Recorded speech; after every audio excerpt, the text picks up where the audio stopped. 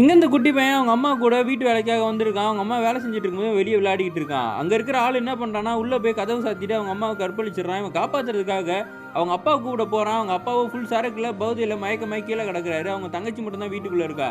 திரும்பி வந்து பார்த்தா அவங்க அம்மாவும் இறந்துடுறாங்க. அவங்க அப்பாவும் ஓவர் டோஸ்ல இறந்து போயிருக்காரு. 2 பேரும் எரிச்சுட்டு இந்த பையனும் தங்கச்சியும் அனாதையா நிக்கிறாங்க.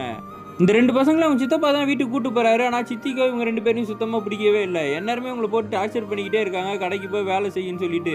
ஒரு நாள் வந்து இந்த பையன் கடைக்கு போய் மிச்ச காசுல வந்து அவங்க தங்கச்சிக்காக சாக்லேட் வாங்கிட்டு வந்தா, அவங்க அத பார்த்துட்டு 2 பேரையும் அடிச்சிடுறாங்க. இந்த கொடுமையெல்லாம் அனுபவிச்சுக்கிட்டு அப்படியே பல வருஷம் ஓடிடுது. இப்ப அவங்க தங்கச்சியும் வளர்ந்துடுறா. இப்ப வந்து அவங்க சித்தி வந்து பிரெக்னன்ட் ஆயிடுறாங்க. குழந்தையும் பொறந்ததுக்கப்புறம், இதுக்கப்புறம் நீங்க வீட்லயே இருக்க வேணாம்னு சொல்லி மூட்டை முடிச்சு தூக்கி போட்டு இவங்க 2 பேரையும் அனுப்பி விட்டுர்றாங்க. இவனும் அவன் தங்கச்சியும் அவங்க அப்பா, அம்மா வாழ்ந்த அந்த வீட்டுக்கே வராங்க. அந்த வீடு ஃபுல்லா ஓட்டையா இருக்கு. என்ன பண்றதுன்னே தெரியாம உட்காந்துருக்காங்க. இவங்க எங்க போய் வேலை கேட்டாலும் தரமாட்றாங்க. ஒரு ஹோட்டல்ல போய் வேலை கேட்டுக்கிட்டு இருக்கான். அப்ப அந்த ஓனர் உள்ள போன சமயத்துல அங்க தொலைஞ்ச இந்த காசு எடுத்துக்கிட்டு அங்க இருந்து வீட்டுக்கு ஓடியாந்துடுறான்.